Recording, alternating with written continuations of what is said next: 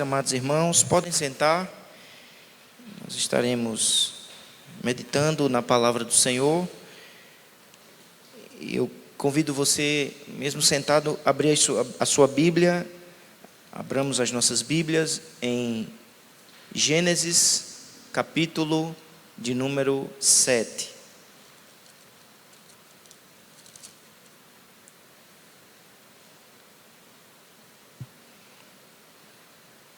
Disse o Senhor a Noé: entra na arca. Vamos ler só essa frase do verso 1. Disse o Senhor a Noé: entra na arca. Eu queria meditar um pouco, irmãos, na narrativa do livro de Gênesis, que nos descreve um pouco da vida de Noé. É bem conhecida a história de Noé. Nós sabemos que o capítulo 6 de Gênesis nos mostra que a humanidade havia mergulhado numa intensa corrupção. A humanidade havia se afastado, da comunhão com Deus, e Deus então decide manifestar sua justiça, derramando juízo sobre toda a humanidade. E nesse contexto, Deus então exerce misericórdia, mandando que Noé construísse uma arca. E aquela arca seria um instrumento de salvação da humanidade representada por Noé, por sua família. No capítulo 6, nós vamos ler vários trechos, vários versículos desse trecho, que é do capítulo 6 em diante. Eu peço que você, por favor, acompanhe na sua Bíblia.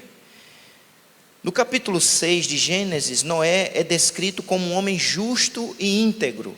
Vamos ler? Gênesis 6, verso de número 9. Eis a história de Noé. Noé era um homem justo e íntegro. Entre os seus contemporâneos, Noé andava com Deus. Então Noé aqui é descrito como um homem justo, um homem íntegro, um homem que anda com Deus, ou seja, um homem que vive uma vida em comunhão com Deus. E na medida que a gente vai lendo a história de Noé, nós vamos perceber que uma das maiores evidências de que Noé é de fato um homem íntegro e um homem que desfruta de comunhão com Deus, é que Noé vive uma vida marcada por submissão à palavra de Deus. Então essa seria uma das maiores evidências de alguém que está no caminho da integridade, da comunhão com Deus. É viver uma vida de submissão à palavra de Deus. E eu gostaria de destacar esse aspecto, dentre muitos aspectos que nós poderíamos destacar da vida de Noé. Eu queria então destacar esse aspecto na vida de Noé. Noé foi um homem que viveu uma vida de submissão à palavra de Deus. Eu gostaria de nós observássemos então isso, no verso de número 13, do capítulo 6. Então disse Deus a Noé: resolvi dar cabo de toda a carne, porque a terra está cheia da violência dos homens, eis que os farei perecer juntamente com a terra. Faz uma arca de tábuas de cipreste. Esse é o primeiro ponto que eu gostaria de observar. Noé se dispõe a fazer uma arca, primordialmente porque Deus mandou. Deus manda que ele faça a arca. Nós lemos isso no versículo de número 14. Deus dá toda a orientação do que como ele tem que fazer essa arca. E conforme Deus diz, como a gente lê no 14, no verso 14, faz uma arca. E o verso 22 desse mesmo capítulo diz assim: fez Noé consoante a tudo o que Deus lhe ordenara. Deus disse: faça uma arca, e Adão se submeteu. Noé se submeteu à ordem do Senhor. Ele fez uma arca. Mas no capítulo 7, no versículo 1, o Senhor disse a Noé: Disse o Senhor a Noé: entra na arca. E o que é que acontece? Noé então entrou na arca.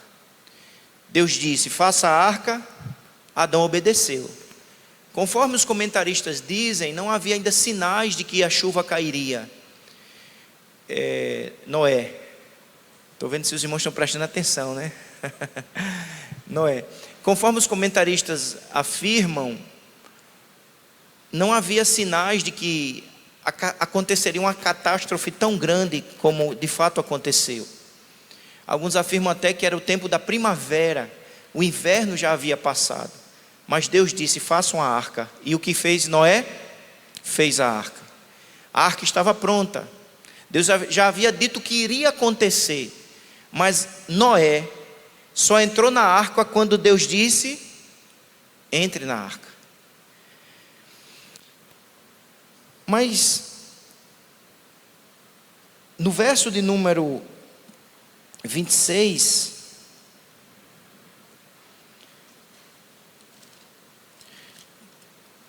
no verso de número, continuemos então. Ele entra na arca,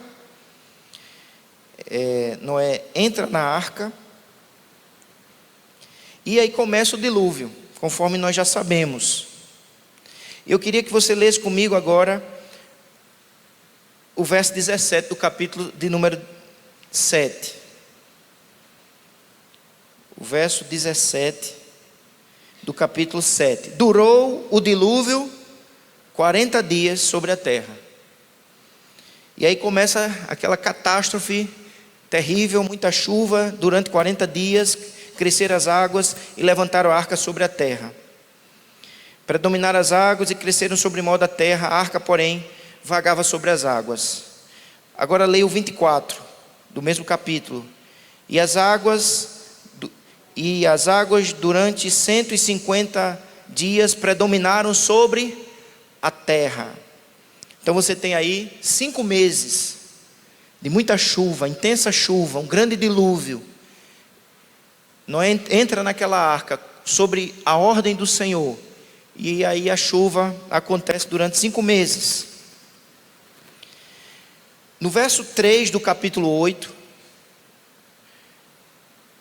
o texto vai nos mostrando quanto tempo Noé vai estar dentro daquela arca, para entendermos um pouco o drama que ele está sofrendo ali também. Havia animais, muitos animais.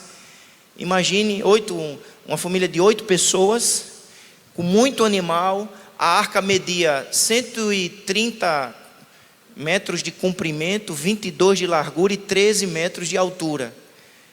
Assim, aparentemente, para 8 pessoas seria um espaço grande, mas para 8 pessoas mais um monte de animais, aquilo ali se tornava um lugar talvez não tão agradável. Mas acompanhe comigo, por favor, a leitura do verso 3 do capítulo 8. As águas iam se escoando continuamente de sobre a terra e minguaram ao cabo de 150 dias. Então, depois de 150 dias, houve 40 dias, muita chuva, as águas foram minguando lentamente. Entre o 7º dia, observe agora o verso 4, por favor. No dia 17 do 7º mês, a arca repousou sobre as montanhas de Ararat. As montanhas de Ararat. Observe, irmãos, que no 7º mês, do dia 17 do 7º mês, a arca pousa sobre uma grande montanha. Veja o verso 5 agora, por favor. Verso 5 diz: e as águas foram minguando até o 10º mês, em cujo primeiro dia apareceram os cimos dos montes. Lembrando que o verso 11 do capítulo 7 diz qual foi o mês que ele entrou. Observe, por favor, 7:11. No ano 600 da vida de Noé, aos 17 dias do 2º mês, nesse dia romperam-se todas as fontes do grande abismo, e as comportas dos céus se abriram. Então, no 2º mês do ano 600, ele entrou na arca.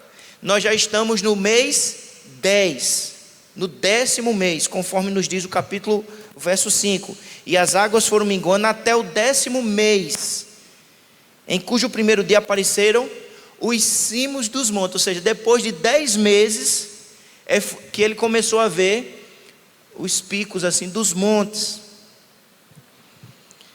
Então eles já estavam ali há 8 meses, dentro daquela arca, vivenciando aquela situação.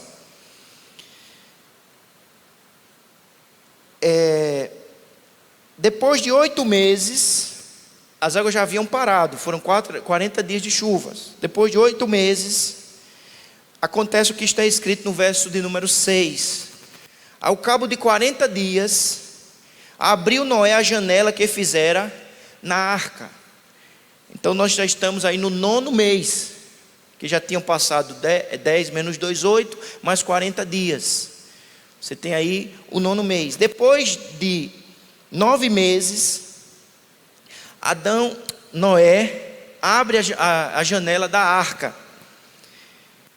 E aqui, irmãos, o que eu gostaria que nós destacássemos nessa observação aqui da narrativa é a determinação de Noé em viver uma vida submissa à palavra de Deus. Deus mandou que ele fizesse a arca, o que é que ele fez? Ele fez a arca. Deus mandou que ele entrasse na arca, ele entrou na arca. Já se passaram 9 meses, e ele continua obedecendo a ordem do Senhor. A partir desse momento, o que é que Noé vai fazer? Noé vai aplicar alguns testes, para saber se a terra agora está propícia à vida humana. Ele vai fazer alguns testes. O primeiro teste que ele faz, eu coloquei aqui o nome aqui. O primeiro teste é o teste da lógica, é o teste do entendimento, é o teste do raciocínio. Ele vai aplicar a lógica, ele vai aplicar o entendimento para, de fato, discernir se a terra está propícia à habitação. Vamos ver então o primeiro teste, o teste do entendimento, que é bem conhecido. Ele abre a janela, ele primeiro soltou um corvo, verso 7. E soltou um corvo, o qual, tendo saído, ia e voltava, até que se secaram as águas de sobre a terra. Então o corvo ia e voltava, a terra secou um pouco, o corvo já não voltou mais, né? Possivelmente tinha alimento para o corvo. Mas ele continua nesse teste. Agora ele solta uma pomba. Depois, verso 9, soltou uma pomba para ver se as águas teriam já minguado da superfície da terra.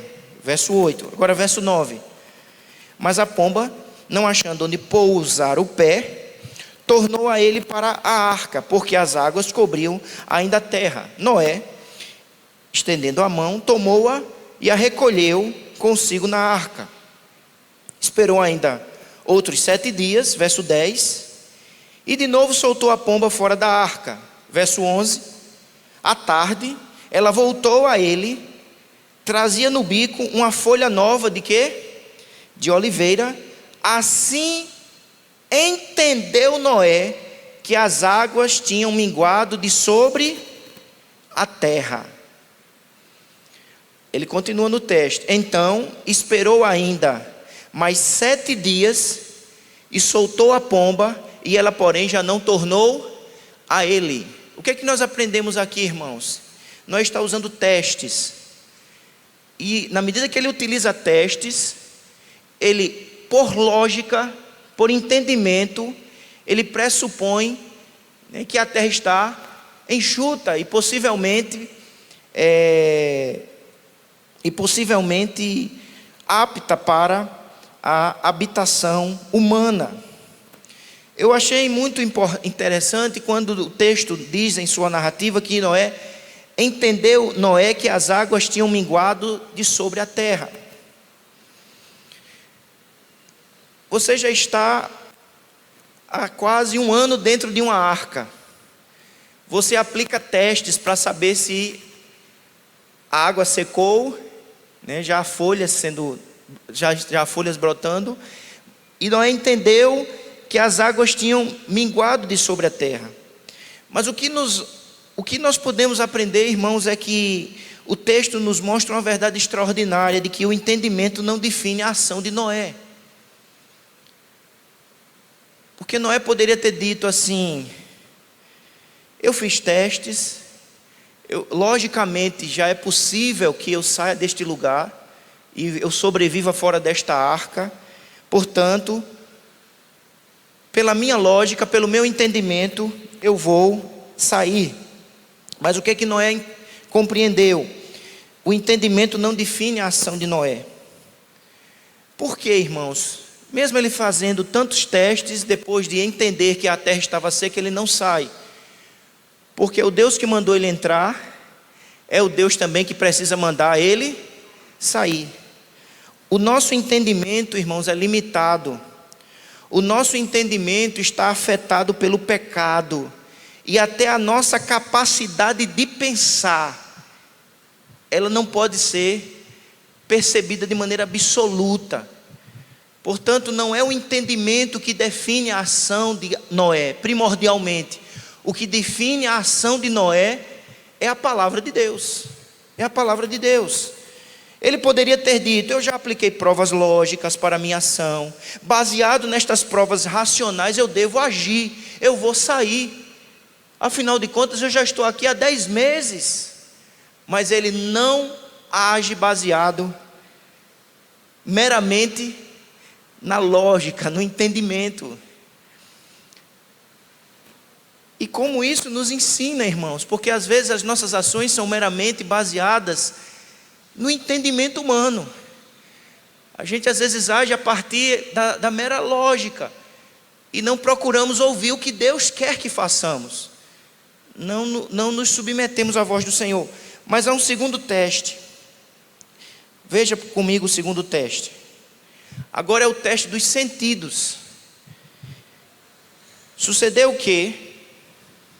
Verso 13, Gênesis 8:13.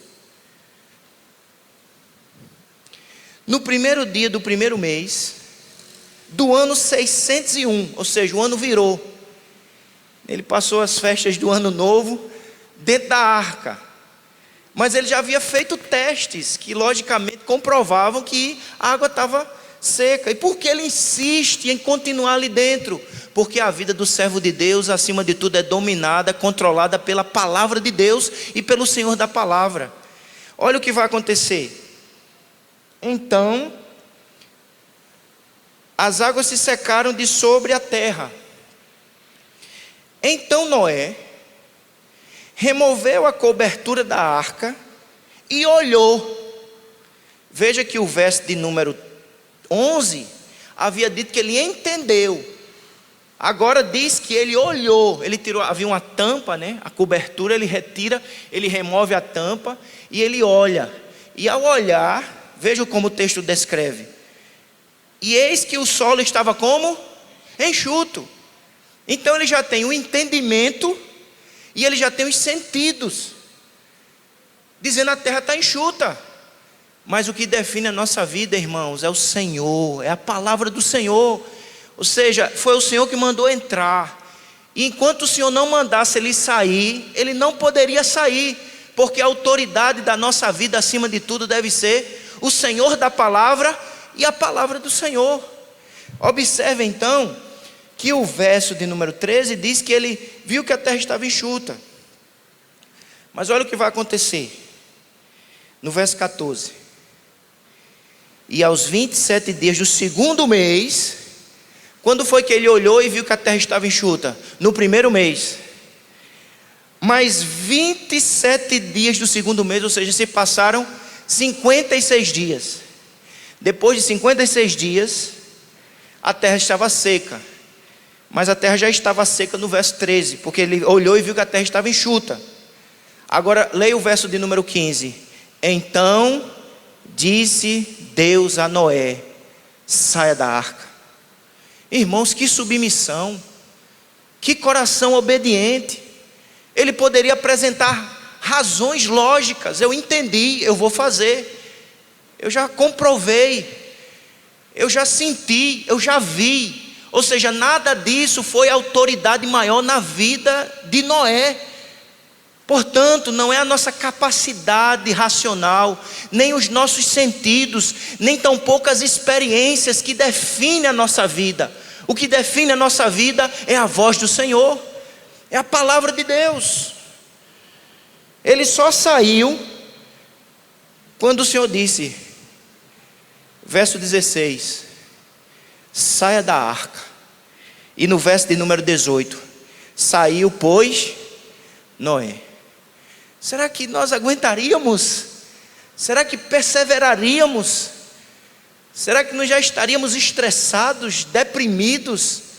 Mas Noé resolveu trilhar o caminho da submissão à palavra de Deus. Diga amém. Eu sei que nós fizemos aqui um exercício, de leitura de muitos livros, ou melhor, de muitos versículos, para que a gente percebêssemos esse detalhe que eu acho extremamente relevante para as nossas vidas, a determinação em continuar vivendo e agindo segundo a fala do Senhor. O Senhor disse, faça uma arca, ele fez a arca. Entre na arca, ele entrou na arca, e ele só saiu quando o Senhor disse, saia. Saia. Ou seja, a autoridade sobre nós, irmãos, é o Senhor. E isso fala muito aos nossos corações hoje, porque tem muita gente agindo a partir de outras autoridades. Não, a partir das suas próprias percepções ou deduções. E às vezes fazemos das nossas deduções e da nossa capacidade de raciocinar e da nossa capacidade lógica os nossos ídolos. E esquecemos-nos que tudo em nós é afetado pela queda, pelo pecado. E nós precisamos em todas as áreas da nossa vida nos submeter ao Senhor. Até o nosso olhar é incapaz de enxergar a realidade de maneira plena. Por isso que ele não confiou no olhar, ele confiou no Senhor. Porque ele olhou, e qualquer um de nós ao olhar e víssemos a terra seca, o que é que diríamos? Galera, junta os troços aqui que a gente vai descer agora. Mas ele ouviu a voz do Senhor. Eu queria caminhar aqui para tem um outro teste, mas que eu gostaria de, à luz desses dois, fazer aqui algumas aplicações, e depois eu falaria do último teste. À luz de tudo isso aqui que nós temos observado, irmãos, que aplicações nós podemos retirar? Primeiro, não entre e não saia, se Deus não estiver confirmando com a sua palavra. Mas eu entendo que devo sair, mas eu estou sentindo, em última análise, quem define a nossa entrada e a nossa saída é Deus, por meio de sua palavra. Mas a gente vive num mundo que as pessoas decidem porque dizem, eu senti, eu estou sentindo, meu coração está falando. O nosso coração, irmãos, é enganoso, é corrupto. Portanto, não defina as suas ações, a sua própria vida, a partir dos sentimentos. Foi o que Noé não fez. Quem define a nossa entrada, a nossa saída, as nossas escolhas, as nossas decisões. Nós aprendemos essa lição com Noé. Não entre e não saia. Ou seja, haja sempre confirmado, submetido à palavra do Senhor. A outra lição que a gente aprende nesse texto, aprenda a esperar no Senhor. Aprenda a esperar no Senhor. Aprendamos a esperar no Senhor. É isso que Noé está aprendendo, irmãos. Noé está aprendendo a esperar no Senhor. Enquanto Ele não disser, eu não saio. Eu não vou arredar o meu pé desta arca. Eu já entendi que poderia. Eu já vi, mas eu não vou sair enquanto Ele não disser, saia. O que é que a gente aprende com essa postura de Noé? Aprendamos a confiar no Senhor. Aprendamos a confiar na palavra do Senhor. Quem define a nossa vida, irmãos, não é nós mesmos. Não somos nós mesmos. Não são as nossas capacidades naturais, materiais, financeiras. Não, eu tenho, eu posso, eu vou fazer. Não, é o Senhor que comanda. Somos servos do Senhor. Precisamos estar submissos à sua voz. Aprendamos a confiar. Aprendamos a esperar no Senhor. Ele está no controle de tudo. Ele é sábio, Ele é bom, Ele é poderoso. Confie nele, espere o tempo dele. Outra lição que a gente aprende: